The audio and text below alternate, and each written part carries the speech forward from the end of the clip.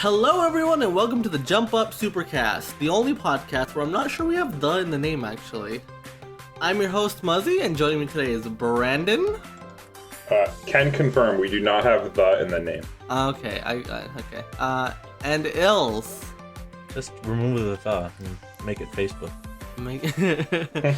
Oh yeah, the Facebook. Well, I am now deeming us the Up Supercast. I feel like "the" gives you a certain importance though, don't you? No. Okay. No, I hate it. I hate it because you like it. Oh well, I mean that's understandable. In this day and age, people just want to get straight to the point, Muzzy. No extra words. No, yeah, you're right. You gotta just get straight to the point. I'll tell you what we're not doing is getting straight to the point in this podcast because it's it's a light week, not much to go off of, truth be told.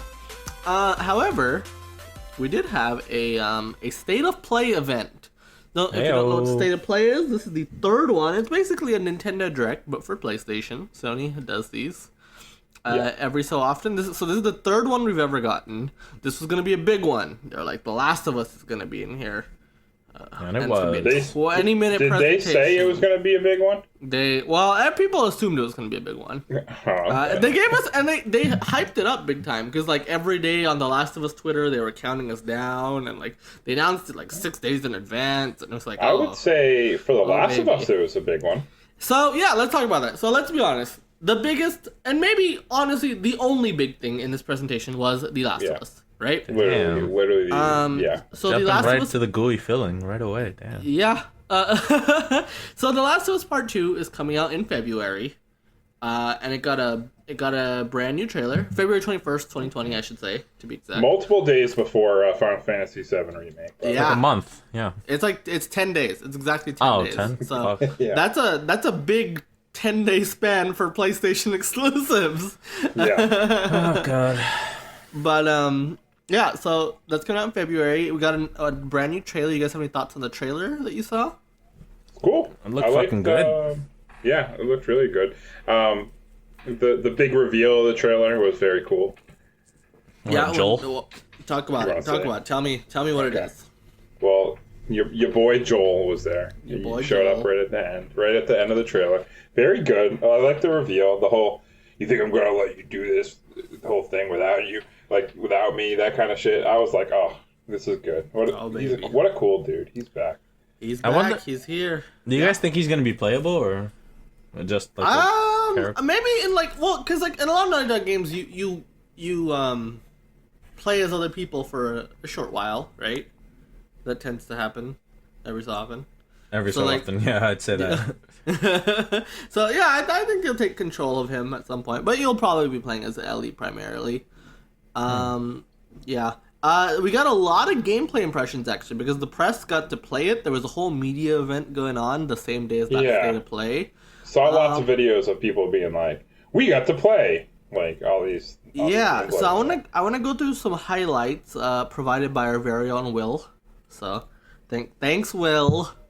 So he's actually listening right now. Yeah. I didn't know that. So a lot of the new stuff here. We got dogs are a thing. They make stealth way harder. So that's yeah. Can you pet the dog though? I'm assuming no. Fuck Come on, games. Come on. Bad game. So Ellie, you're playing as Ellie this time instead of Joel, right? And she's just a lot more mobile. She's faster. She can vault over things a lot faster. She, general has more maneuverability going on for her. Is not an old man. Yeah, she's not an old man, Though to balance things out, enemies can spot you a little easier this time, but you can get out of the way a lot faster this time because what the fuck is that about? Why can they spot you faster? Yeah.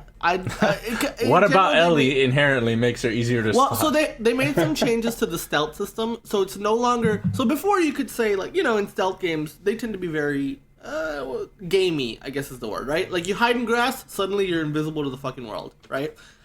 Things are a lot exactly more like real life. What are you talking about? Well, You clearly haven't stalked anybody before. I mean, geez. clearly, yeah.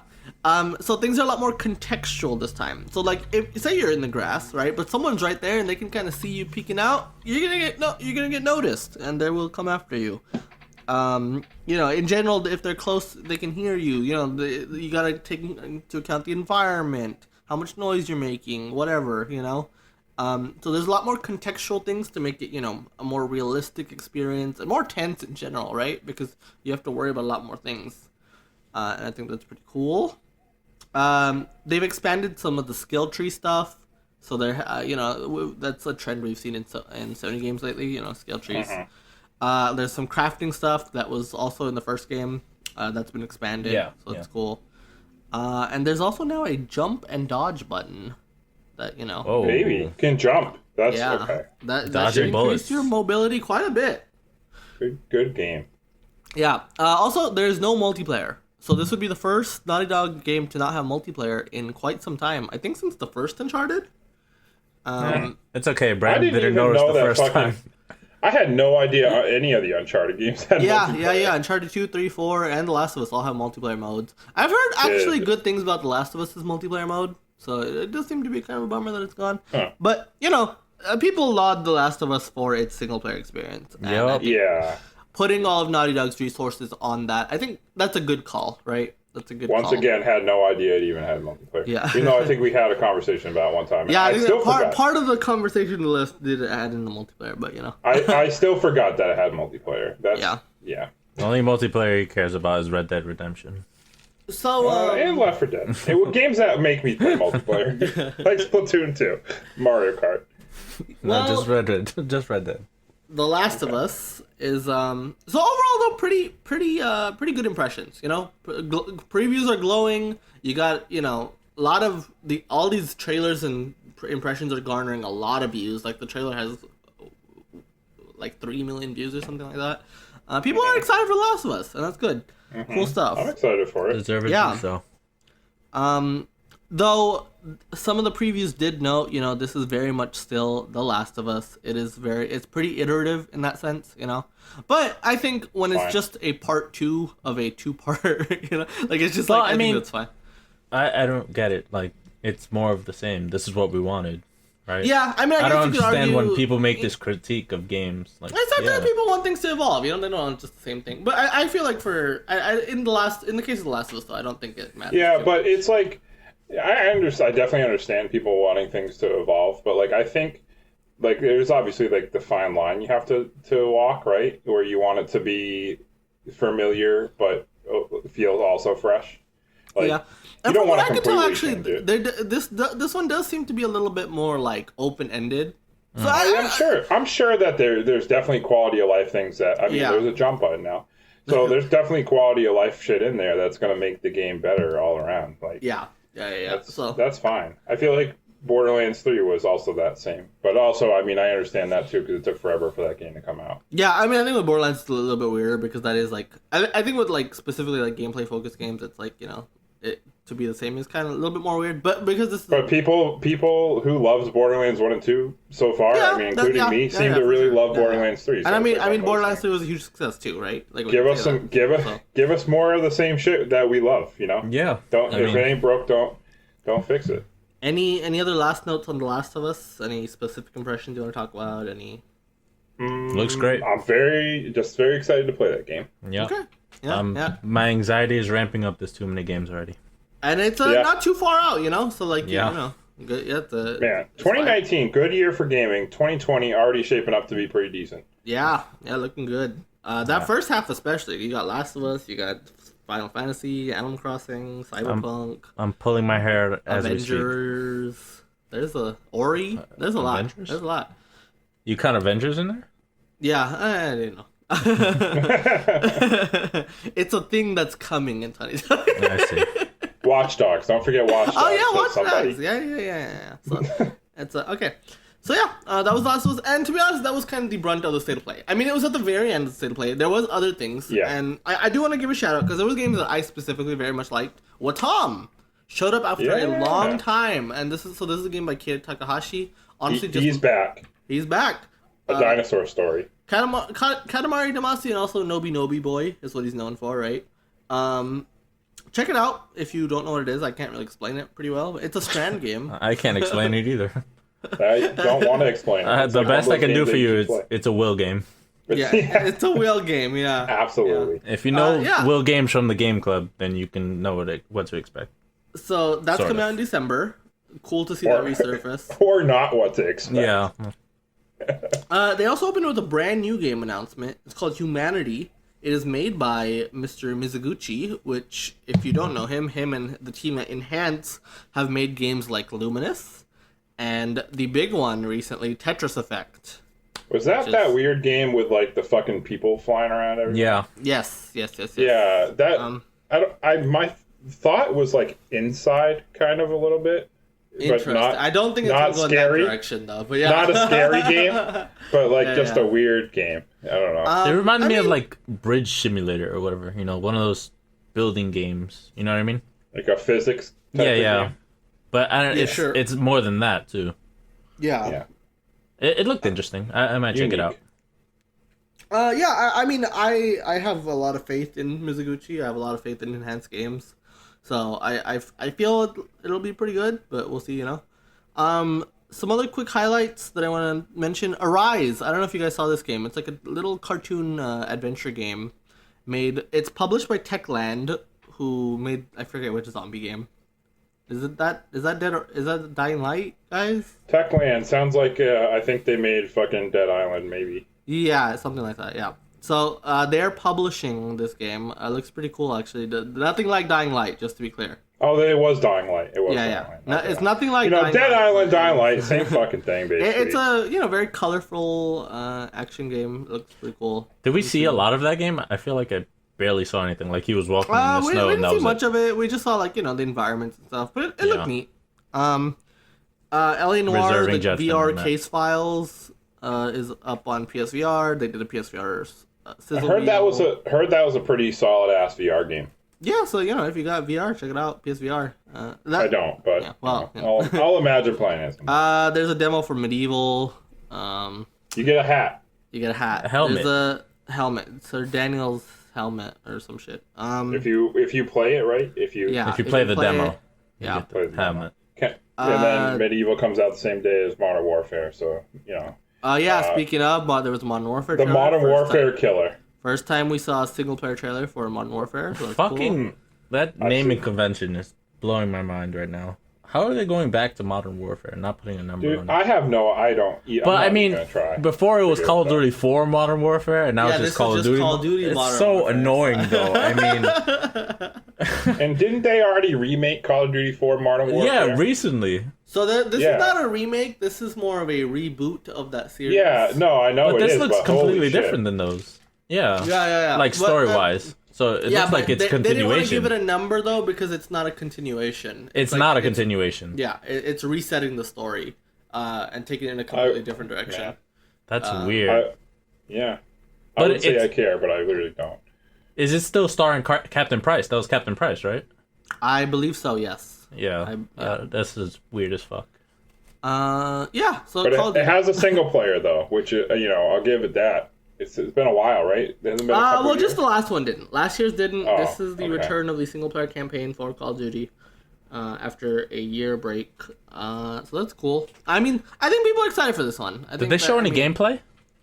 It mostly looked like cinematics to me. Maybe it looked like old cinematics. But otherwise, I think the only other announcement was that Civilization 6 is coming to PS4. Also coming to Xbox One. Snooze. And the you can buy the expansions separately for $50. For what? And for $50. Oh. And that's the crazy. PS4 Rise and Fall and Gathering Storm, I think is what it's called. And those are also coming to Switch that same day in November. So you can finally get those expansions to Civ 6. So the Spec Ops mode is exclusive to PS4 for a full year. Actually, it's a good topic. It's really dumb because it doesn't have crossplay. Yeah, so Modern Warfare has the Spec Ops mode, one of the big side modes of those games, right? Yeah.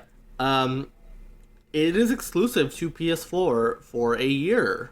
That is that's pretty fucked up. Yeah, it's really dumb. That's Like, I mean, so it's not to the scale of Black Ops Zombies, but like, imagine if Black Ops Zombies was Nazi zombies. If that was exclusive to just one platform for a year, that'd be ridiculous, right? Well, a year is a long fucking time. Holy shit! It doesn't hold a lot of weight to me. Yeah, I don't understand. I mean, yeah, but I can't imagine Call of Duty players are happy about this if you're not playing on PlayStation. You know? No, for a whole fucking year. Yeah. What the whole fuck? year, which by that point the next Call of Duty is out, so that is a worthless. Like, I mean, that is a good fucking point. You can barely consider. You can consider you're just not getting it at all. You know, if you're not playing on PlayStation. Because like, a lot of people who are super into Call of Duty just go from year to year, right, to the next iteration. Holy shit, that's a good point. I didn't even think of that. It's super fucked up. Not great. It's I mean, it's scummy. It is scummy. Activision and Sony should feel bad for this one because, you know, that sucks. I feel bad for Call of Duty players on PC and Xbox. And it's especially weird because, like, Activision made a note in their most recent fiscal earnings that, hey, Call of Duty, even though we've been kind of declining on console a little bit, we've been gaining a lot of ground on PC. So to just completely, like...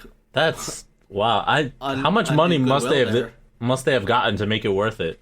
I think there's no amount. I don't think. Well, it's interesting because I do think that this is partially because Destiny is no longer owned by Activision, and I guess Activision and Sony wanted to make some sort of deal to replace that Destiny deal. You know. How about just like make an exclusive game for them or something? I mean, it's interesting because like we don't see because like Microsoft got a lot of flack for this last gen, right? Doing these kind of on 360 deals on the Xbox 360. They don't really do that anymore. They don't really make these kind of exclusive deals anymore. It's really only Sony who does this. It's not great to me. Like, you know, but I mean, did they do it in this extent where you like basically cut off part of a game? No. So it was like map packs, I think. It used to be map packs for a month, as far as I recall. For a month? No, this is not comparable. I mean, a year is just ridiculous. Especially because, like, map packs were, like, a separate purchase, too, you know? Like, this is a part of the, like, what you expect. And it was just a map, too. It's not even a whole fucking game mode. This, like, Spec Ops is something you just expect to get when you buy the game for $60, you know? And to hold that back is, I mean, it's scummy. There's no other word for it, you know? It's just super scummy. Everybody else is getting shafted. What the fuck? Yeah. Hopefully, you know, I mean, I don't think that they'll reverse the exclusivity because I assume Sony paid a lot of money to make that happen. But hopefully this is the last of... I can't imagine they must have paid, like, so much money that it'll be worth it, like, worth all the bad press and I mean, I wonder will this cause, I mean, I don't think it'll be that big an effect, but will this cause some people to not want to buy it if they're not on PlayStation, you know? And Call of Duty is a game that sells well on every platform, you know? Like, it is not just like, oh, we're fine if only PlayStation users buy it, right? Like, it's like they sell a ton on Xbox, they sell a ton on PC nowadays, so it's like it's a bad decision. Super weird. Yep. Besides that, though, that was the state of play. To be honest, like, not the greatest presentation in the world. It just, like, it was just kind of, really, they did this because they wanted to reveal the Last of Us date, right? Like, that was the impetus for that.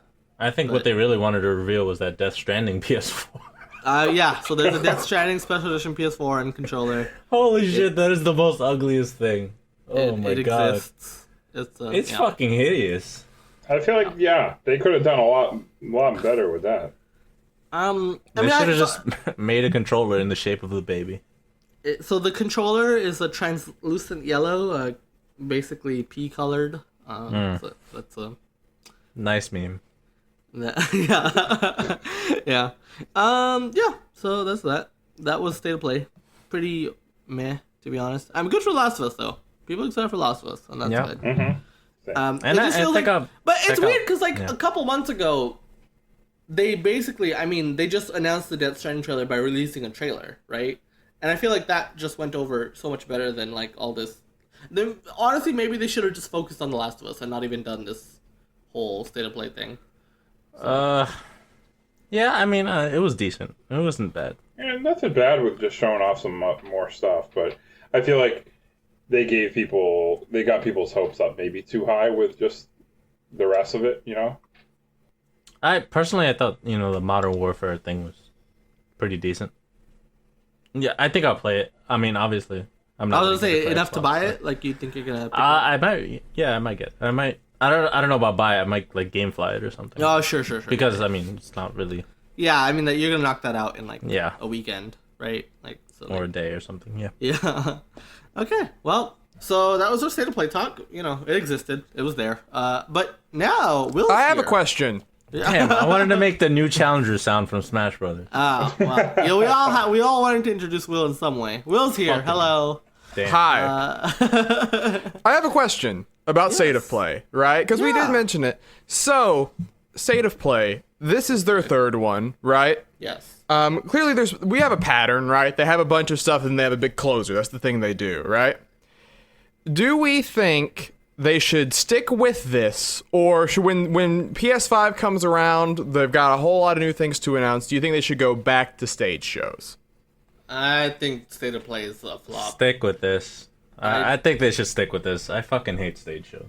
I mean, so do I. But here's the thing. I don't think that they pull off the video presentation well, and honestly, I don't think it's a good fit for the kind of games that they show off. I think that the showmanship works for Sony. I think that the big stage present works for Sony. Well, I mean, it's still their third one. They're still ironing it out. They can figure it out. Sure, you could say that, but like, I would not want to be ironing out my presentation when I'm using this as my primary method of talking about my next generation system, you know? Like, I don't think this is... I mean, now is a good time to be experimenting, sure, because, like, you're just doing PS4 stuff. But this is the third one, and they changed the format and stuff, and, you know, they refined it a little bit, and it's still not great. I don't think that this would be a good format for anything PS5. How could they change it to make you like it? I mean, I've thought about this a bit, right? About like what it's missing, I guess. Yeah. And it's hard. I mean, I hate to do the thing of comparing it to Nintendo Directs, right? But like, it's we can be impossible honest, not to, right? yeah. Like, this was inspired by Nintendo Directs, right? Mm-hmm. And Nintendo, you look at their Directs, you see how they pace their presentations, especially this year. You look at the 3 Directs they had this year, right? They're all super high production value. You know, the editing, you look at the editing, it's super well done. There's always something happening in the background, you know. Like, they do a good job of, like, you know, making it seem like, you know, a very well put together presentation, right? And I think that the pacing of the presentation is not great. But beyond that, I feel like they need... It's hard, because it's like... To me, I think the biggest differentiating factor is that, like, Nintendo is a prolific publisher in that, you know, in terms of single games they publish, any single publisher that publishes games in a year, they're, like, towards the top, right? Yeah. Sony made the conscious decision, and not an unfair one, right? Because, like, but to go bigger on fewer games, right? We're going to have 2 or 3 games a year, but those 2 or 3 games are going to all sell 10 million units, right? And that's held true for them so far. But, like, the thing that then means is that if you're going to do 3 presentations a year, you're going to have to show Last of Us a lot, right? Because besides Last of Us, there's, you know, then we'll shift to Ghost of Tsushima or whatever else. But, like, the time frames are different. Like, you know, Link's Awakening, we had Mario Maker, Link's Awakening, and Astral Chain, the 3 first-party games announced in the April Direct of this year, right? All those games are out 6 months later. Mm-hmm. That I think to me there is a difference there of, oh, okay, here's our thing, we're going into basically marketing mode with this thing, it's going to be out within a year, and that is better suited for a thing that, like, it feels smaller scale, right? Like, versus like, hey, we're showing you The Last of Us, like, making it be a show, right? Like, making it be like, hey, there's going to be people in the crowd that are cheering, like, this is a big deal, and we're one a year, here's our 4 games that are going to be over the next 2 years. We can all show them at once, so they all feel bigger than the sum of their parts is sort of the idea, right? Yeah. But so what they need is, like, padding? Because well, not even that seems like padding necessarily, but it's like, it's weird, because let's compare the Nintendo Direct that was this very month, right? And on paper, nothing in that Direct was as big as The Last of Us, right? I mean, just nothing. Not a single thing in that presentation was as big of a deal as The Last of Us, right? Sure. But that Nintendo Direct was very well received, you know? And it's like, I think it's because Nintendo, I mean, for one, like Will said, they just have a lot of games that they put out, you know? No other publisher, and I don't even just mean first party, no other publisher can just match the sheer quantity, you know, just the sheer amount of games Nintendo puts out every year that leads themselves to Nintendo being able to do multiple presentations a year, you know? This year, Sony published essentially 3 games, right? 3 big games. Days Gone, Death Stranding. Well, I think that might be also a Sure. function of Medieval? them moving over to PS5 production. I mean, sure, Yeah. but like it's just like it. I don't know. Like State of Play, I don't know. I don't think it's a good fit for Sony. I just don't. I mean, think they it's a could good with fit. time, right? Like you said, like they, 3 shots at 3 shots is not a ton, right? But it is just a thing where there is a ticking clock of a, if we're assuming next holiday is gonna be when they put out this new console, like this might be the last State of Play before the next console's announced. Before we're talking about PS5. Yeah, I guess to rephrase it a little bit, like I mean, it did take Nintendo years to nail this down, right? To really nail the cadence of a direct, to nail the presentation of a direct. Yeah. Even to know like what announcements we should put in the direct, you know? Yeah. And like it took them a while to get there, and I think that like doing that at the beginning. Nintendo had the benefit, quote unquote, of They had a dead generation to basically play with, yeah, right? The Wii U and 3DS was like a bad generation for them, you know, and they were able to experiment with this. By the time the Switch came out, and by the time that we had the successful console, they had 5 years under their belt of doing directs, you know, if not a little bit more, which is not the same here, of course, you know. I don't know. It's just I just I'm not really saying want them that- to move away from the presentation model. Sure, I yeah, mean, and I just I've hate seen it so that- much. I've seen that, but I've seen that said before, right? People. Ideally, these video presentations, are kind of the best way to do things, right? Yeah. Because you can just pace them a lot better and whatever. Yeah, But and I felt like this one wasn't that bad. I mean, it was okay. It was, yeah, but that's the thing though. Like, I think that just okay doesn't work for when you're launching your next system. you Well, know? I mean, they didn't show much. Yeah, but I think mattered, that's I gonna. guess. It's just weird, like when State of Play now has this connotation of okay, like it's gonna it'll be okay, right? I don't know. It just feels like the PS5 launch is the especially wrong time to do that, at least to me. I mean, I even Nintendo, when they announced the Switch, did a live show, right? Because you want to have the press in the room. Hey, go to the next room. You can get your impressions in, right? So I imagine they'll do like a live showcase for PS5. Yeah, If Nintendo's still doing it, and directs are, this established brand they already built up at that point, Sony will probably do the same. You would expect them to do it for like a console announcement, but for the games, I would still want them to be digitally presented. But Yeah, whatever, I mean- whatever. Right, I guess, yeah. I mean, we're getting into the minutiae things, I guess. Yeah. But I don't know. We'll see how Sony decides to go about things. I just do think that, like, the way they present themselves, the way Sony presents themselves, they have this prestige to them, in a way, right? Fuck them. I was sure, like, you can scoff at that or whatever, but that is how they present themselves, right? Which is why I think that a live presentation just works for them. But, okay, now we can move on from State of Play. Sorry. Yeah, no problem. So, we got some other little things to talk about here and there. For one, Link's Awakening just came out. Is the biggest launch Yay. for a Nintendo game this year, which is crazy Yay. because Mario Maker came out this year. Yeah. So I want to talk about that because Link's Awakening is a game. It's a 2D Zelda game, right? If you asked a lot of people after Breath of the Wild, what should the next Zelda be? What does Zelda need to do to sustain its momentum? A remake of Link's Awakening, I don't think was on the top of many people's list. I think a lot of people thought that, Breath of the Wild, to keep Zelda as a big franchise, you need to make games like Breath of the Wild, right? But here we are. Link's Awakening is doing great. The Zelda franchise, I mean, clearly Breath of the Wild has just had this effect of raising the bar for the entire franchise. Wait, right? well, hold up. We're skipping over one crucial step. They released Cadence of Hyrule, Cadence of Hyrule also, which is also great. Yeah. Also a great game. Yeah. But like Link's Awakening, like this is going to sell better than pretty much every Zelda game not named Breath of the Wild. That's a crazy feat, you know? Especially when, for so long, 3D Zelda has just so far outclassed 2D Zelda, right?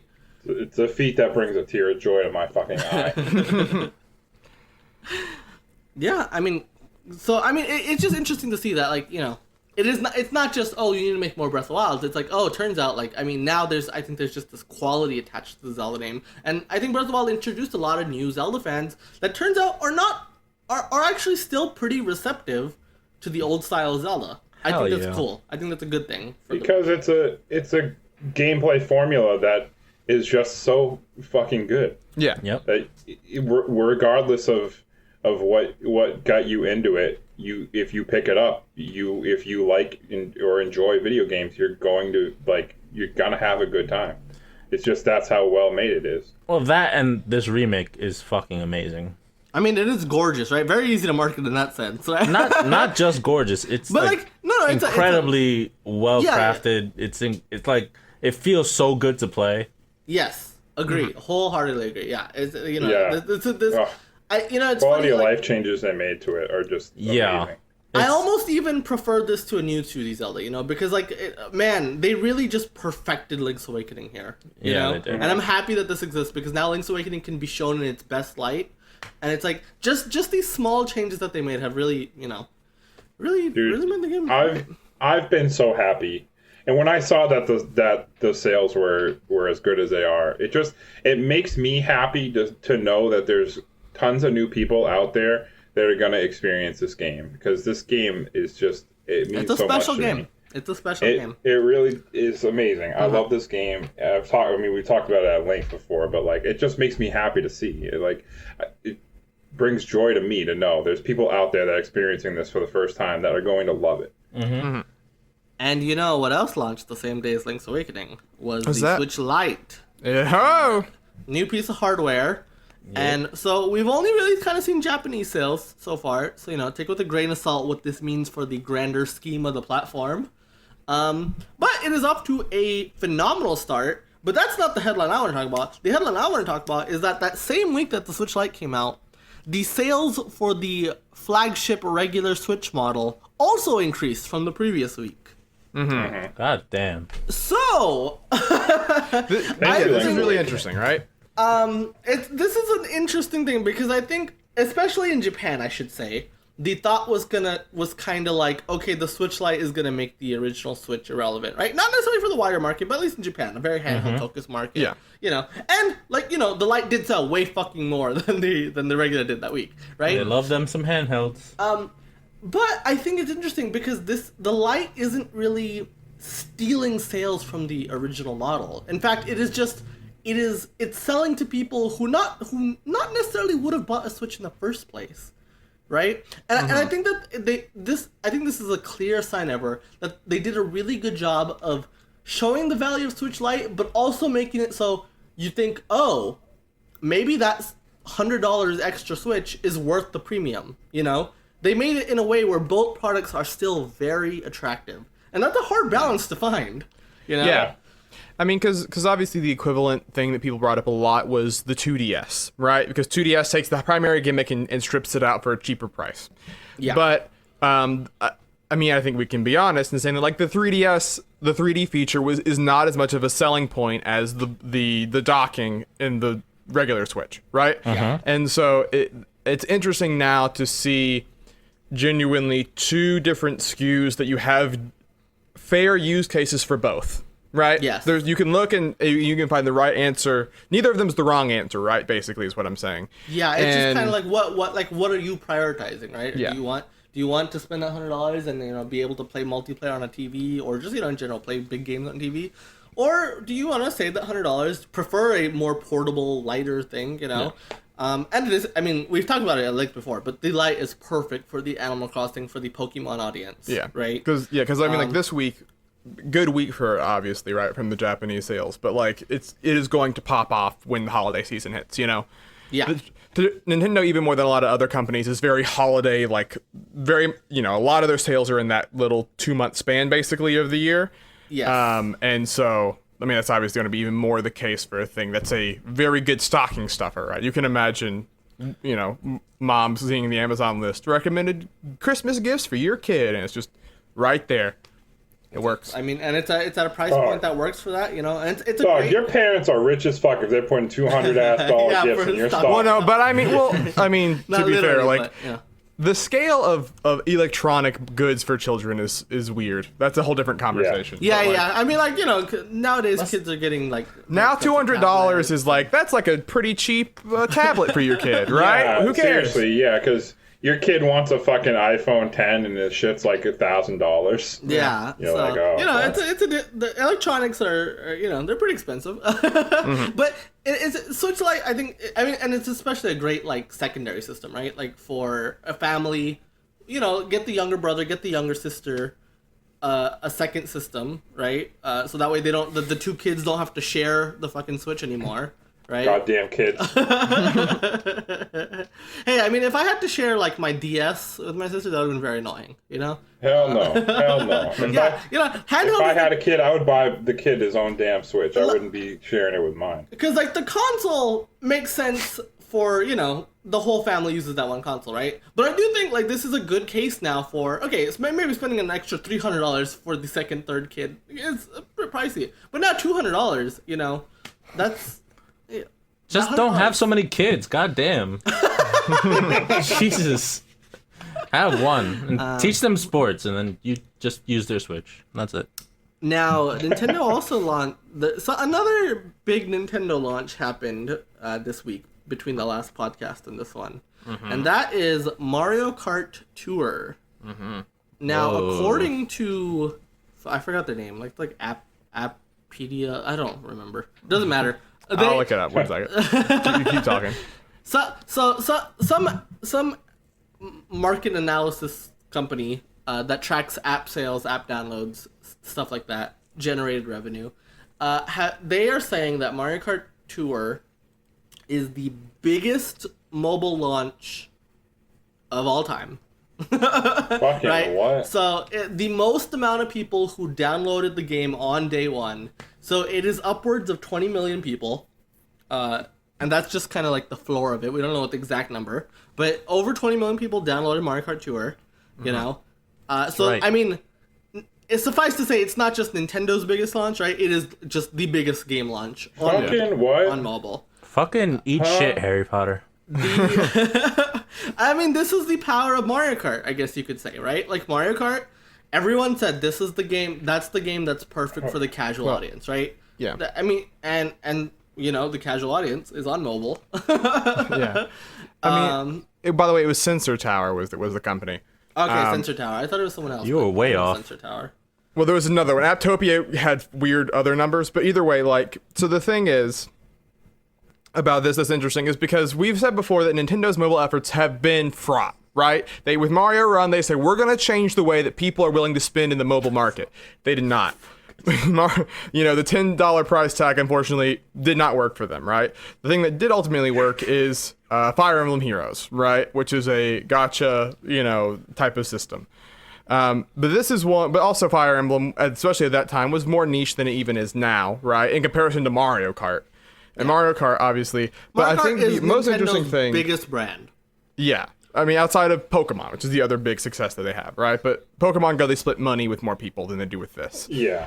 But when it comes to this, I think it's interesting that, also a thing that I was surprised when the game started up is... I mean, we said before, this is sort of their last shot to make it in the mobile space, be making the amount of money that when they announced this, they were planning on making, right?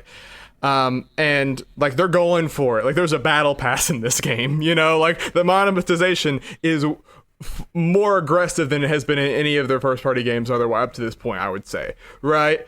And the fact that all that is in there, the things that, are kind of evil, but are the way that you make money in this space, while at the same time having 20 million downloads. I think it's going to be very interesting to keep track of it, right? Who knows what user retention will be like, right? Yeah. But it is undeniable, though, that this is a big launch for Nintendo. This is a big launch for them, and so and easily like they're biggest on mobile. Yeah. So it'll be interesting to see how they keep user attention if people are spending money on this, et cetera, et cetera. I mean, already, and so I should say, Will mentioned a battle pass. So they have a very interesting model in this one where, aside from interesting is a good word for it. So they have their gacha in there, right? You have the banners, like there's a Pauline banner going on right now, right? There's a 1% chance to pick her up. Fucking Jesus. But in addition to that, there is like a battle pass. So $5 a month you pay, right? And you get access to 200cc, which is a faster, faster racing. And you get all sorts of bonus things that you can earn, like characters, items, cards, all that fun challenges to complete. $5 a month. You get challenges to complete. $5 a month. Jesus Christ! What is this? The same price as Apple Arcade. It's insane. It's so expensive. And it's interesting because auto renew is a thing, right? Gotta say they're giving you 2 weeks free. They're giving you 2 weeks free, incentivizing you to sign up for free, and then hey, you're good. No. How many moms are gonna forget? This is the plan, and you're like, I oh hate man. it. I'm passing on this game so hard. think, though, I do think Dude, it's please pass on it. It's shit. I think it's fair to say though, the four of us are not particularly experts in the mobile field. No. I mean, speak for yourself. I'm an expert at fucking hating it. Yeah. So, I know when a game is trying to rob me. Holy shit. Yeah. Well, Mario Kart Tour might be that game. We'll see how it does, though. I am curious to see how it does, just on an intellectual level. Yeah. I did not. I played the beta. I didn't like it when I played the beta. I downloaded the game again. I played it. I still don't like it now. Do you think it will be a success, though? I don't care. Well, I want Nintendo to make money, so fine. But but as long as it doesn't affect Mario Kart as a series, which I doubt it will, and in fact I know it won't. So whatever, if it exists, it does fine. Whatever. Yeah. I don't like it. I don't like it at all. Dude, you can pay $20 to unlock Mario. That's stupid as fuck, dude. Mario's not even in the game as an available character at first. It's Mario Kart. I don't. Yeah, it's like, oh, pay $20. You can unlock Mario right away. It's like, are you kidding me? I don't like it even if they make money from it. This is Luigi's not even in the game. That's one of those Not things yet. that's funny, because like years ago that when they first announced the mobile thing, they said part of the thing is we're going to plug our games that are coming out through the mobile game. So they were like, all right, Luigi's Mansion's coming out next month. We're not going to put out Luigi until then. We're going to have the Luigi banner and say, hey, Luigi's Mansion 3 is coming out, go buy it, right? Bad. It's bad. It's wild. I really don't. I don't like this. I don't like the way this. I don't like it, and it's not even good. About Nintendo, it's not the worst thing I ever played, but I'll tell you what, it's not a very fun Mario Kart game at all. It doesn't even have multiplayer yet. You play against fucking random ass like bots with real people's names. It doesn't feel that great to control. It's not horrible, but I don't want to. I just want to play Mario Kart 8 when I'm playing it, and I don't like it. I don't like it at all. I don't like maybe the way that's it's set the up. ploy, though. You stop playing it, and now you want to get Mario Christ. Kart 8. I don't like any of it. I don't like the way it's set up. I don't like the way the tracks are. How you picking specific carts gives you more items. It's like, I don't like it. I hate it. So Mario Kart Tour. I mean, Sucks. Sure. I just I just think that it's a little hard for people who are well invested in traditional games to wrap their brain around this. What's good, what's bad. All these I can boomers wrap my out brain here. around it. I just don't like it. Yeah, sure. I mean, yeah, but like I said, who knows what that translates to, in its performance and whatnot. So. Yeah, we'll see. I just don't. Like I said, I hope Nintendo makes money. I just don't know. I don't like it even for that. Like, I don't want them to make money like this. I think it's kind of bad. That's a good point too. Sure. Yeah. I mean, and like Nintendo's had a very successful generation. I hold without Nintendo to mobile. a higher standard. I don't know. Like, they've always held themselves to a higher standard, so I've come to expect that. Yeah. So that's I fair. kind of don't like this. To me, I just like it because it's not a product necessarily targeted to me. I can't get myself to That's care just very worrisome. much just beyond. Hey, I'm just curious what the numbers look like. But other than that, it's just beyond that curiosity, I just can't get myself to like care much about this. I have like 6 friend requests in the game, but I can't accept any of them because I played like the beginning of it and I didn't want to keep playing. But you had to like get further in it to unlock friend requests. Damn. And I was like, I keep getting notifications. You got a friend request, and I'm like, I don't want to play this game anymore. Uninstall the To the game. point where I have to Nintendo accept it. gatekeeping you from your friends. Uninstall the game. Sad. It's like you have to be here to unlock. You have to do this to unlock a friend request. And I was like, yeah, no thanks. I don't want to play this. Friendship is behind the paywall. Yep. Well, I think that's enough talk about mobile. I think that, it gets us going, but It's provocative. It gets the people going. Yeah, exactly. okay. To be honest, there's not much I want to talk about beyond that. I think because we have a little thing extra at the end, I would like to move on to the list.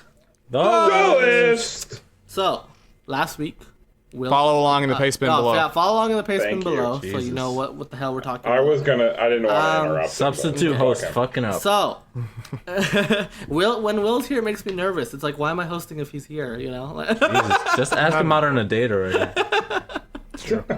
So, I should say, last week, Brandon added a game to the list. 1, 2, Switch. Spoilers, we did not rank it very high. Whoa. Yeah, I know, surprise. It is number 116. So, this week, Ills, do you have something for us? And is it higher than 1, 2, Switch? I think so. This time we will be ranking Hotline Miami. Whoa.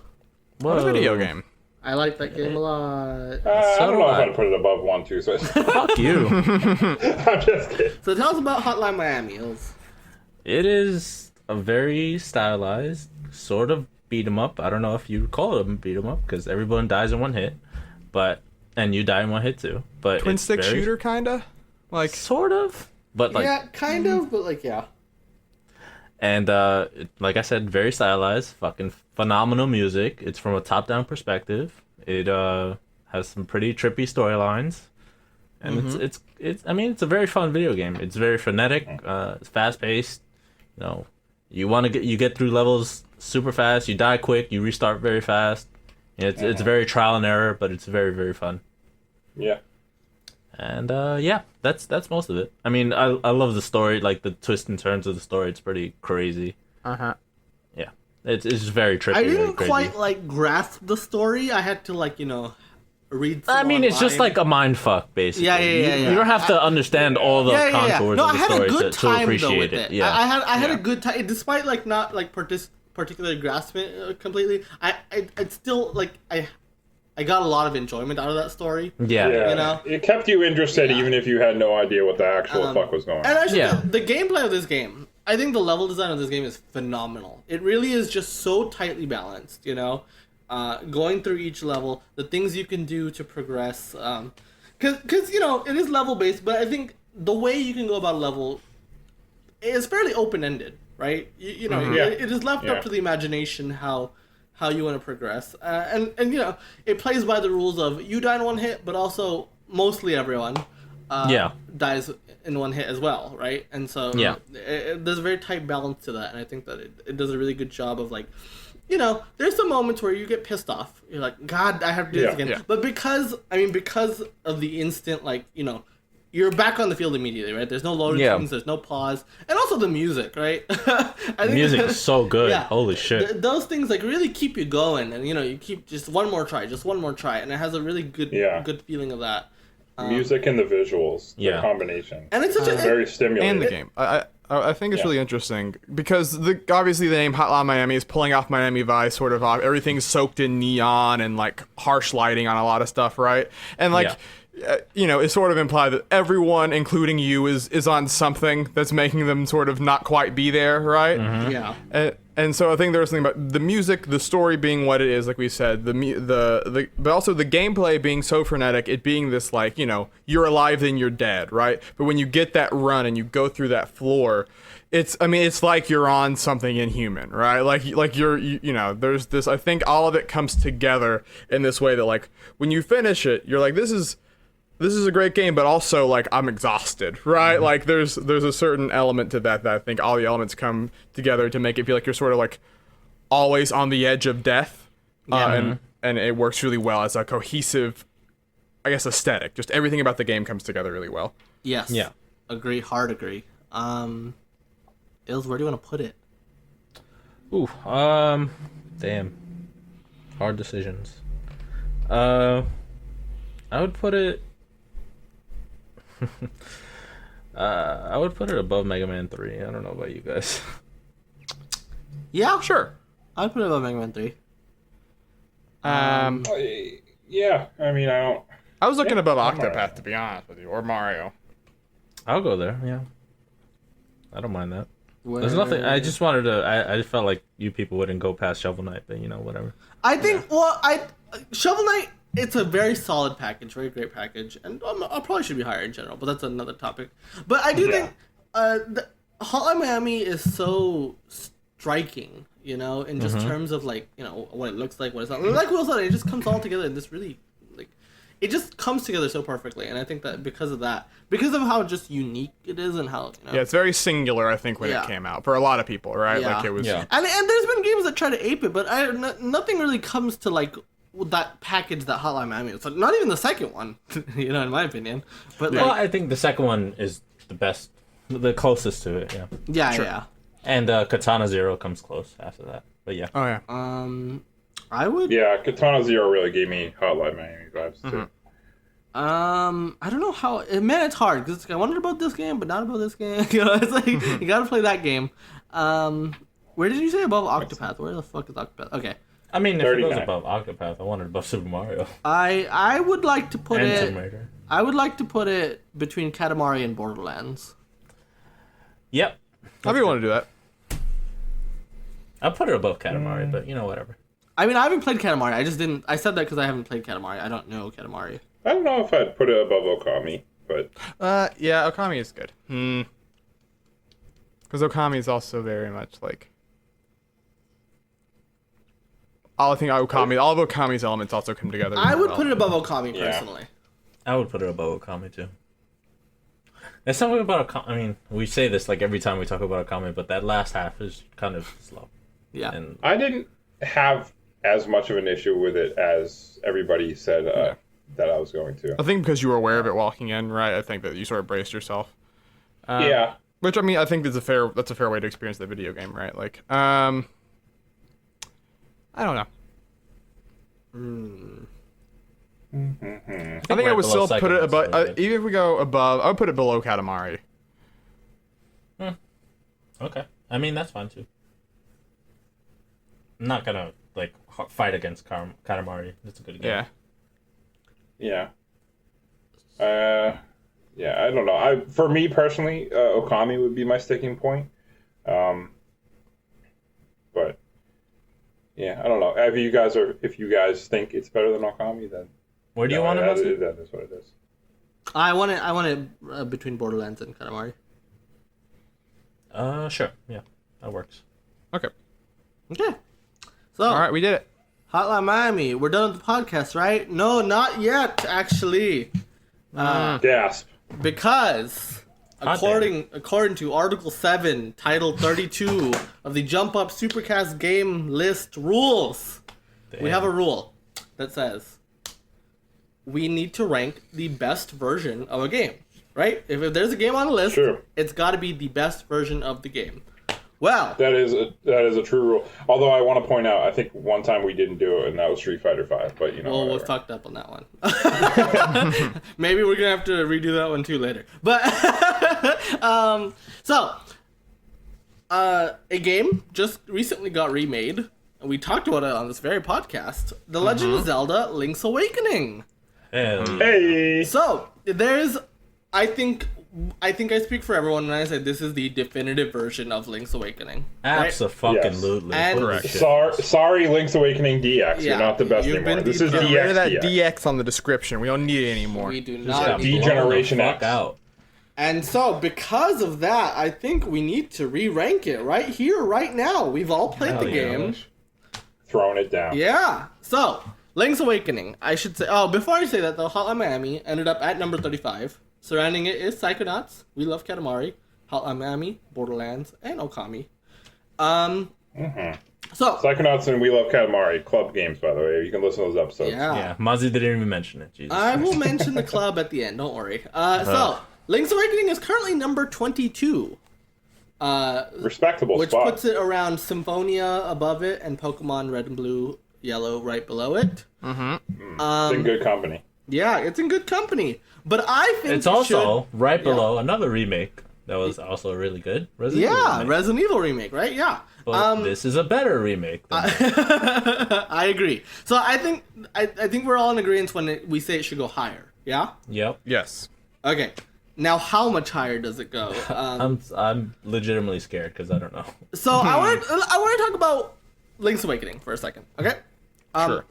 Now, beyond like just what the game is, I want to talk about specifically the remake and what it does better and why this makes it like the definitive version. But also, I'm going to make a controversial statement here.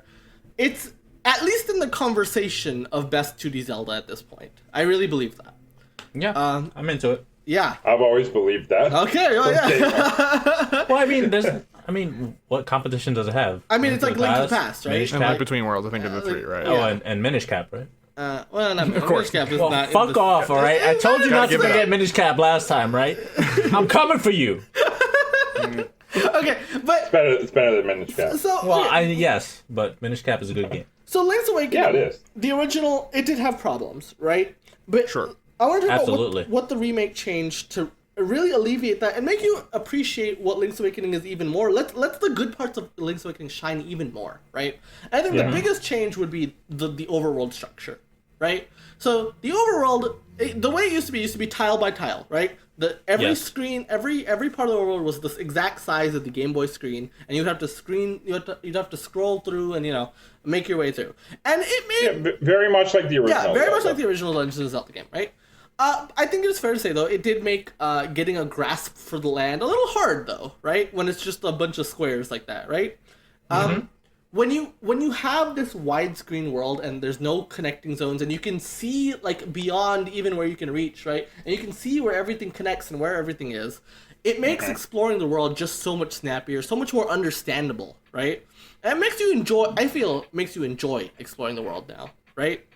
Yes. I mean, yeah, they have these cool, almost like tilted camera angles now in some areas where you can see more, and it just shows off the environment and secrets in the background that the original didn't do. Yeah, and so now you have a better grasp for like I can get to here from this route or whatever, right? Kind of makes exploration even more fun, right?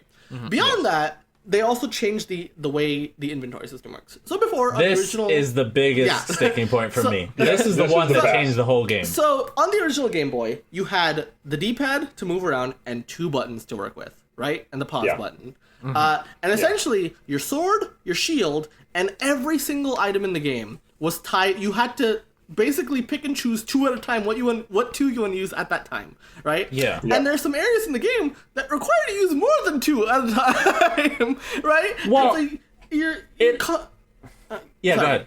And No, you're, go ahead. you're just constantly changing. You're constantly going into the menu and changing around your items in the original. A lot, Right? Yeah. especially end game. The last couple dungeons. Yeah, especially because like switch a you're lot. gonna want to be using the Pegasus boots. You're gonna be using this, that. So the big changes that this game makes, just by nature of there are more buttons available on the Switch, right? You now have a dedicated button to your sword, dedicated button to your shield. Yep. The power bracelet is just inherently equipped as soon as you get it. Yeah. The flippers are now just inherently equipped when you get them. Yeah. I think they always were. The Pegasus boots are always equipped. They have a dedicated button for Yeah, them. Yeah. there's a dedicated button to the Pegasus boots. And which leaves you with 2 item slots that just whatever the remaining items are. Yeah. Yeah. Which just makes going through the game All the difference in the world. so It's a much world of more difference. breezy. Yeah, it Holy really shit. is, you know? It's And amazing. which brings back to my original point, it just makes you appreciate the strengths of Link's Awakening even more when you don't have these niggling things to worry about, right? Exactly. Yeah. And the design of this game is just fantastic. And I should say the last big thing, I guess, is also just quick note, they added things, right? There are now more heart pieces. Yeah. There are now more hearts, yeah. More seashells. More seashells, which really took me off guard. Yeah, including stuff like a seashell tracker. They also had little quality of life changes, like the compass. I mean, like, that seashell tracker, stuff like that. Oh yeah. I love that. There's more especially warp with more. points, and you can learn a song to warp at any time, right? So that also changes the way you explore. What did that song do in the first? It would take you back to the dungeon's entrance. The dungeon's entrance. That's it still it? does that. It still does that, Still does But that. Okay. now you have even bigger function tied to it. And, it got a visual overhaul, right? And this game Absolutely, is yeah. fucking gorgeous. Yeah, I mean, a friend had taken an off-screen picture of it, like, to ask me where should I go next, right? And I swear to God, like, that off-screen picture, like, it made it look like it was like, oh, I'm looking at, like, a real diorama, Yeah. Like, it just looks that good. It really is just gorgeous. Also, shout out to the map. Way better. Holy shit. Oh, so the good. map is very detailed now. Yeah. Yeah. Not in the dungeons and in the in the overworld both. To me, the thing about the graphics though is that not only are they inherently like when I saw Marin for the first time, I was like, she's the most adorable thing I've ever seen in my entire life. But like, obviously, there's the thing that we when we first ranked Link's Awakening, we talked about the ending and all that other stuff, but there is a certain like.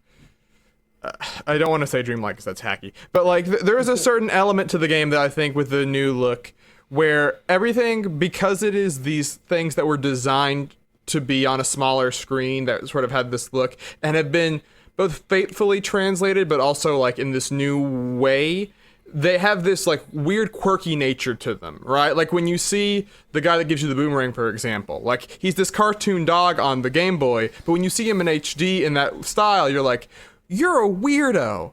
Like the crocodile that loves the dog food, you're like, oh, all the things that are strange about this game that give it a charm to it, I think are made stronger because of the art style. Yes. Yeah. Yes. Not to mention, they're all these their houses are like so packed full of personality now. Exactly. And so colorful. Yeah. Yeah. And It's amazing. I mean, this remake has done a wonderful job of like it has kept the charm of this original game completely intact and has actually made it even better, right? Accentuates it. And I think that that's hard to do. That's not an easy thing to nail, Yeah.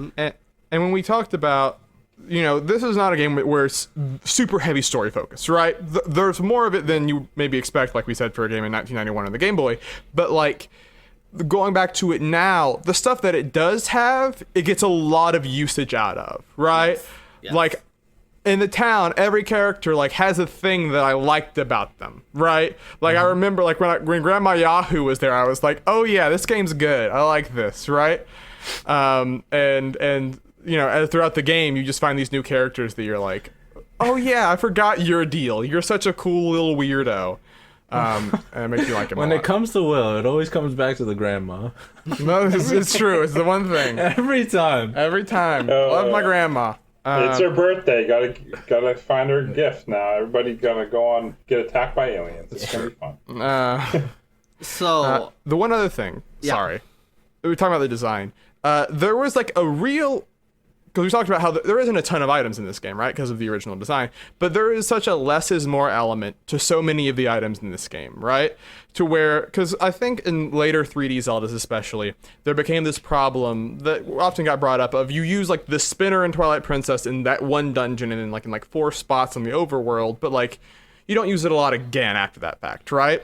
Mm-hmm. In Link's Awakening, when I got the flippers, when I got the hook shot, when I got the Rock's Feather, which is an incredible item, like I immediately was like, there's 12 spots I want to get to on this overworld map the minute I'm out of this dungeon, right? Yeah. Like I was so excited for that, and I sort of it brings so much to exploring and adding to that. Good. It's just good design. It's like almost like Metroidvania-esque, where you get an item and you're like, oh, I gotta go back. I gotta go back and use this. I can get more stuff. It's so good.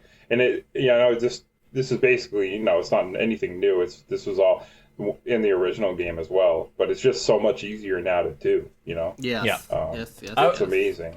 I want to say a few things first. They really captured they kept it faithful to the experience because you mentioned earlier where it's all divided into single screens, and every time you move past the screen, you come back and everything's regenerated. They kept that feel. because if you move slightly past like the field, like any field that you've cut the grass of and you come back, all the grass is back, so back, it feels like the original game. Yeah, which I thought was a really cool. It keeps the balance of the original game too, right? Like you know, because the enemies are designed to be killed faster than in like a lot of more recent Zelda games, right? Yes, because they pop up sooner. Yeah, and two little things I want to nitpick about. Sure. The fact that when you get the piece of power and you hit enemies, they don't like explode in that fireball. That I was sad that that's not there. And the second thing, when you run into those rocks with the Pegasus boots, they're like balloons now. Oh, I love it. Yeah, that's a little. Oh, it's so weird. strange. I don't like that. The first time, I mean, this is a minor thing, but like when the little pitter patter of Link's feet when he runs makes me laugh a lot every time. I like that. Yeah, I like that. Very good. But when like they are the sound design in balloons, general I was like, what? Yeah, but the sound design in this remake, by the way, is just really great. Like every sound has such a great like feeling to it. You know, even like Link drowning is like, oh, you can. Yeah, it's super good. It's real good. And the sound design, I want to mention the oh my god, the Ballad of the Windfish, fucking sounds incredible. It already was like one of the best songs like ever in fucking video games to me, but it sounds even better now, and it's awesome. Yeah. I mean, the thing I think, like, sort of some of my thoughts is when we first ranked this game, I brought up how much, like, it was wild for being a Game Boy game, a bunch of other stuff, right?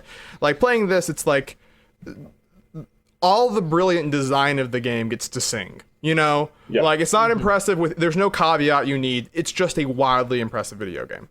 Yep. And I think that, to me, is the biggest compliment I can give the remake. It's amazing that this is very much a one-to-one remake, right? In terms of, like, the design of the game. And I said it earlier, but, like, it really, you know, without those niggling things, these things shine. And it turns out, man, this is actually, like, if not the best, at least in contention to be, like, the best 2D Zelda game, right? Which is some of the highest praise I could give to a game. I'm so glad. I'm so glad that people are noting it now. And I was just going to say, the thing with it being basically the same game, at first, I was flying through this fucking game. Like, I beat, like, the first 5 dungeons, like, the day the game came out. Yeah. And then I was like, I got to slow my roll. Because I gotta soak it in, right? Game. Like, I gotta... Yeah. So, for the rest, I kind of, you know, took my time, was exploring, finding the new seashells, you know, just you know, exploring the whole overworld to find everything first before I beat the game. Got 100%. Got the good ending with, if you don't die, by the way, you get an extra little piece at the end of the game. Little secret. Crying in the club right now. So, one more thing I want to mention, I guess, is how they've done a really good job of, like, people were worried that this would not be worth $60, maybe, right? But I think they did a good job of, like, keeping that value, making it, oh man, like, this is totally worth the price of a modern game, you know? Like, this game is just fucking great. The one blemish, I will say, is something they tried to add to it, which I'm not too big of a fan of. It's not a big deal, but the chamber dungeons... Yeah, the dungeon things. ...are not great, you know? It's like, it's a feature that exists, but that's all I could really say about it. Yeah, you know, didn't even really try it. I was just like, because some of the seashells are locked behind it, some of the heart pieces are locked behind it. To get 100%, you have to do it though. Yeah, because to get the final heart piece and to get the to get a couple of the last seashells, you got, and it's long, it's lengthy. You got it. I mean, And like when I did it, I did the most basic implementation because I just wanted to get through it, right? Because it's all like, I mean, it's rooms you've already done. Like it's a weird, and you can't. That's share why I it. don't It's like weird. it. Yeah. I mean, so to 100% it, you do have to like go through it. But to be fair, just to playing the game, you don't. It's really just exists, and you don't have to touch it ever, right? It's never like it. So, but yeah. You don't have to. Yeah. Yeah. I don't plan to. Now it is time though. Where do we want it? If you guys don't mind, I'm gonna be first. I'm gonna be bold. Okay. I'm gonna be bold because I want it above Ocarina of Time. Wow. I was gonna say right below Ocarina of Time. I didn't think you were gonna go above it, but yeah, I was thinking that too, actually. And that's hard for me to say. I'm okay with that. Ocarina of Time is a very special game to me, and a very, I mean, it is to me. It is still just a fucking incredible game, right? and cannot be overstated, like, especially for its time. The only thing that gives me pause, and maybe I would put it below Ocarina of Time, is because maybe, like, maybe just the high of Link's Awakening, right now, of like, oh, yeah, like, I'm feeling really good about it because I just beat it. Yeah. It is the risk of a recent rank, but... Yeah. By the way, I guess we never ranked this as Ocarina of Time 3D because it was the default game. Weird. Didn't think about that. That's true. But either way. Ocarina of Time 3D does make the game a bit better, especially with the... Yeah, I mean, it's just a better Ocarina of Time, right? Like, it didn't do as much for Ocarina of Time as Link's Awakening did. But you could argue it didn't need as much, right? That's true too. Yeah, but yeah. Yeah, I mean, I want it above or below Ocarina of Time. I'm not too certain where exactly, but I do want it either above or right below. I feel like that's the right spot for it. Well, you know how I feel about Link's Awakening. It's my favorite Zelda game. Mm-hmm.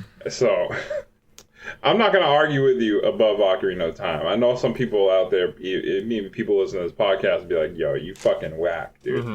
But, like, I love this game. It's always going to be my favorite Zelda. Like, if a personal Zelda list for me, I'm going to put it at number 1, Mm-hmm. I don't think it's the best Zelda, but I think it is my favorite, yes. Which is why Breath of the Wild is above it. You saying we're going for number 1 right now, Brent? Yeah.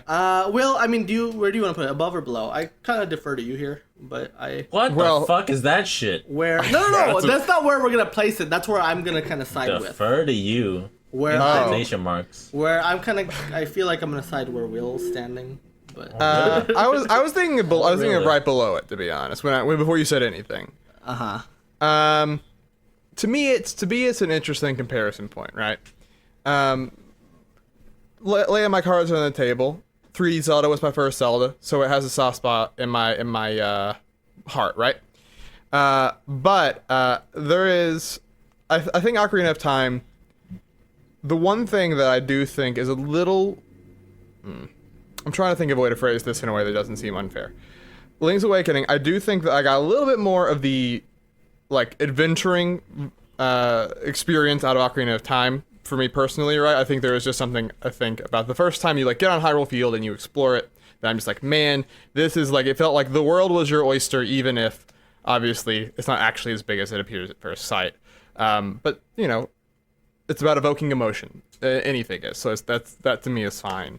So I put it right below it. But like I said, I mean, I don't know why you have to defer to me here, to be honest. I'm gonna go against my own case and say I don't know why.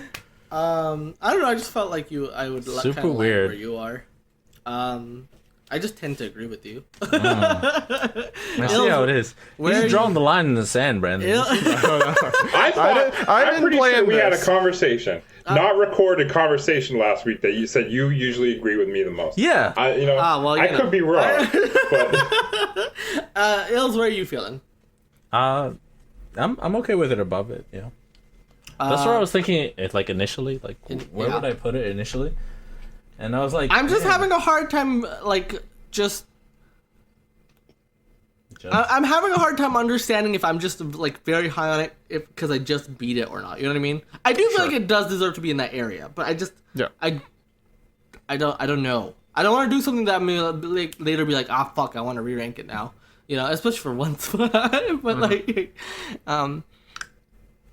yeah, I don't know. The problem is if I say below now, we're tied. Yeah, that's what I was thinking.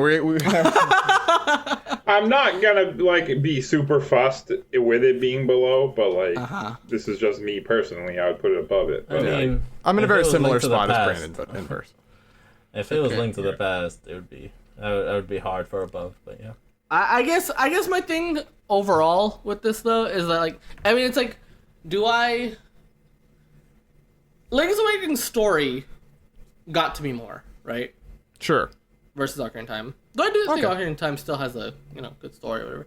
But Ocarina of Time, it's undeniable, like, the innovation it had at the time, too, Yeah.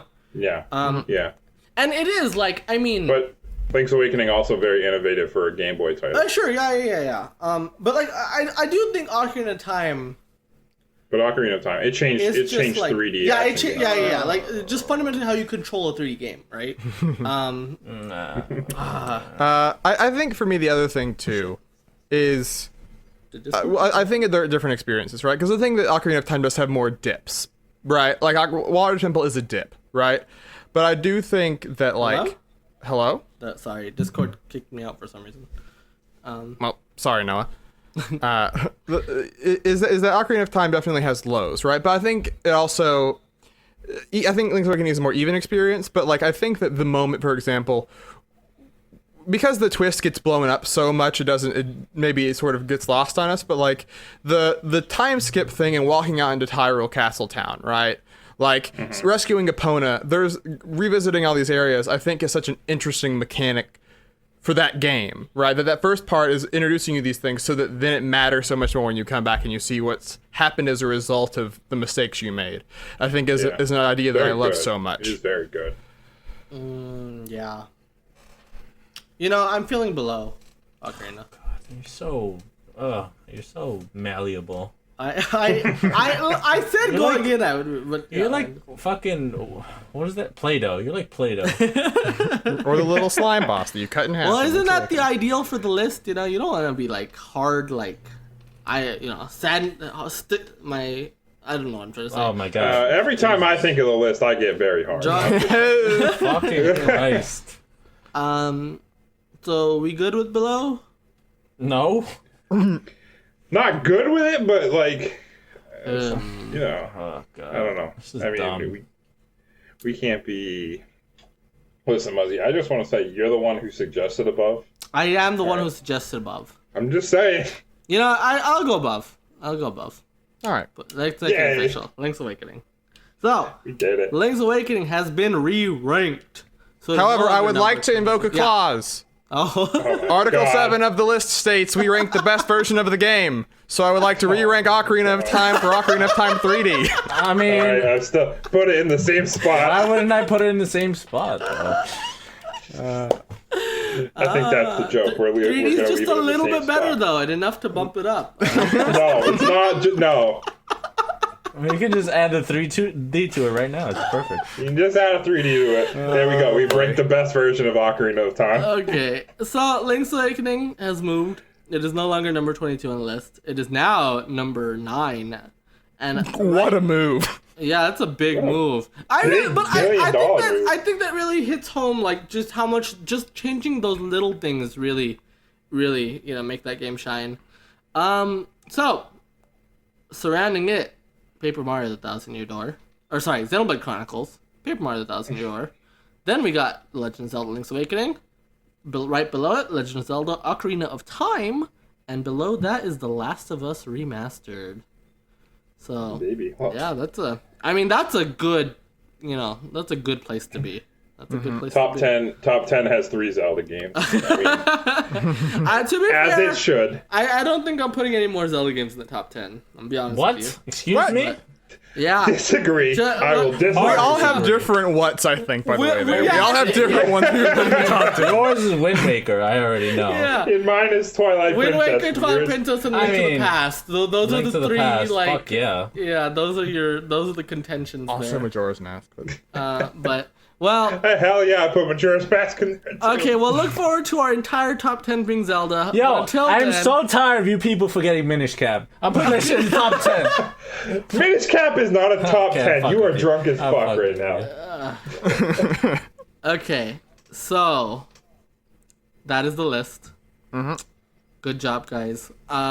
Ills, Phantom Hourglass. you'll top have 10, the by final word, but before that, Will, can you tell us where the people can find us? Okay. So, you listen to this podcast, you made it this far, hopefully you enjoyed it. That means you are probably on a podcast service of choice. Apple Podcasts.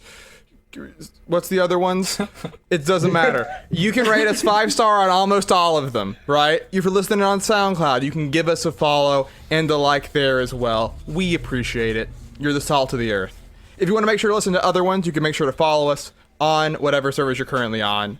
But also on twitter.com/jumpupsupercast, where we will tweet whenever episodes go live, not only this podcast every Monday, but every other Thursday when the Jump Up Supercast Game Club goes live. This last week, they talked about a game that I picked, Tulip. They didn't have a great time. Those are sometimes the best episodes, so take a listen. Their upcoming is Sin and Punishment Star Successor, right?